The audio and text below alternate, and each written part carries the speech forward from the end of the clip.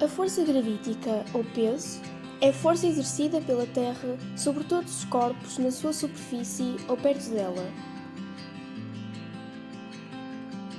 A intensidade do peso de um corpo pode ser determinado pela expressão m vezes g, em que m é a massa do corpo e g é o módulo da aceleração gravítica. Deste modo, o peso de um corpo irá depender da sua massa e da aceleração gravítica. É possível determinar o trabalho do peso numa trajetória aplicando a expressão do trabalho, P vezes D vezes cosseno de alfa, em que P é a intensidade do peso, D é o módulo do deslocamento do ponto de aplicação e alfa é o ângulo entre as direções da força e do deslocamento.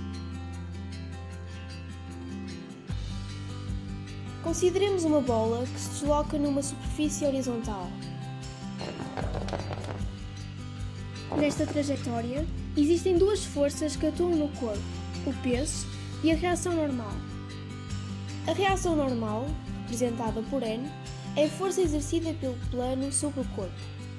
As forças P e N não constituem o par ação-reação, uma vez que estão aplicadas no mesmo corpo, isto é, têm o mesmo ponto de aplicação.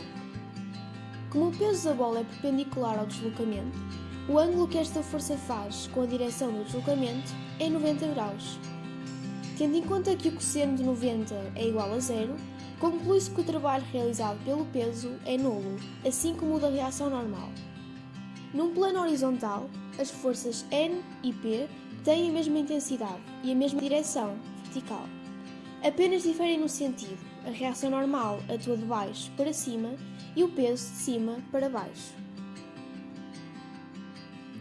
Vamos considerar agora uma bola que é abandonada a uma dada altura, h, do chão, efetuando uma trajetória retilínea vertical.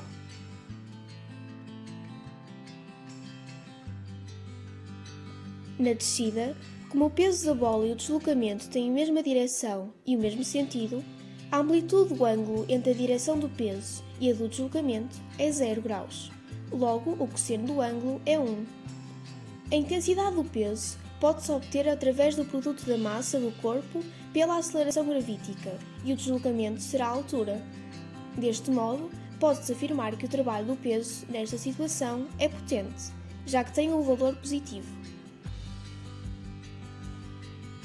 Noutra situação, onde um corpo é lançado numa trajetória retilínea vertical, para cima, como o peso da bola e o deslocamento têm a mesma direção e sentido contrário, a amplitude do ângulo entre a direção do peso e a do deslocamento é sempre 180 graus.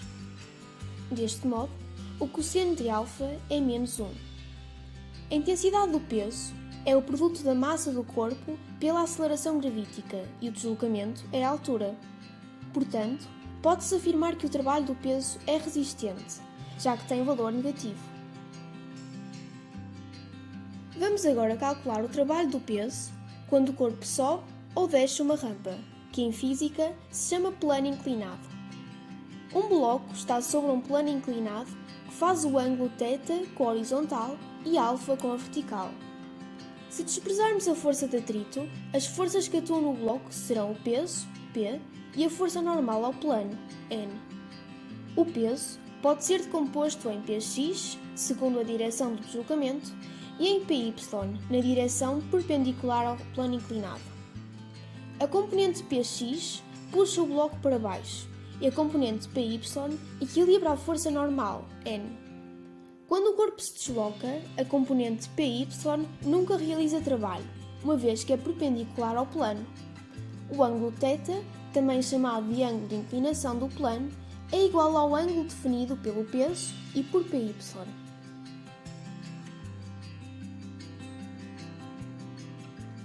Como se referiu anteriormente, a componente eficaz é a única que realiza trabalho. Assim, no movimento de subida num plano inclinado, o trabalho do peso é igual ao trabalho de Px. A intensidade de Px pode ser calculada pelo produto da massa do corpo pela aceleração gravítica pelo seno de θ. Como na subida a componente eficaz tem o sentido oposto ao do deslocamento, o trabalho realizado pelo peso vai ter valor negativo, sendo considerado resistente. Pode ser calculado através da expressão P de x vezes d vezes cosseno de 180 ou menos m vezes g vezes h. Já na descida de um plano inclinado, a componente eficaz do peso tem o sentido do deslocamento, logo o seu trabalho pode ser calculado pela expressão P de x vezes d vezes cosseno de zero, ou m vezes g vezes h. Como tem valor positivo, é considerado trabalho potente. Assim, conclui-se que o trabalho do peso é sempre potente quando o corpo desce e sempre resistente quando o corpo sobe.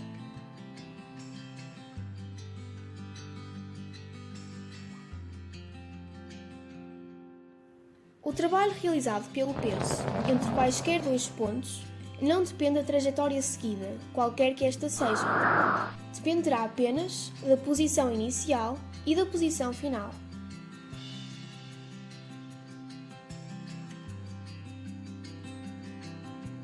O trabalho do peso é igual ao simétrico da variação da energia potencial gravítica. A variação da energia potencial gravítica obtém-se através da diferença entre a energia potencial final e a energia potencial inicial. A energia potencial pode ser determinada através do produto da massa do corpo pelo módulo da aceleração gravítica pela altura.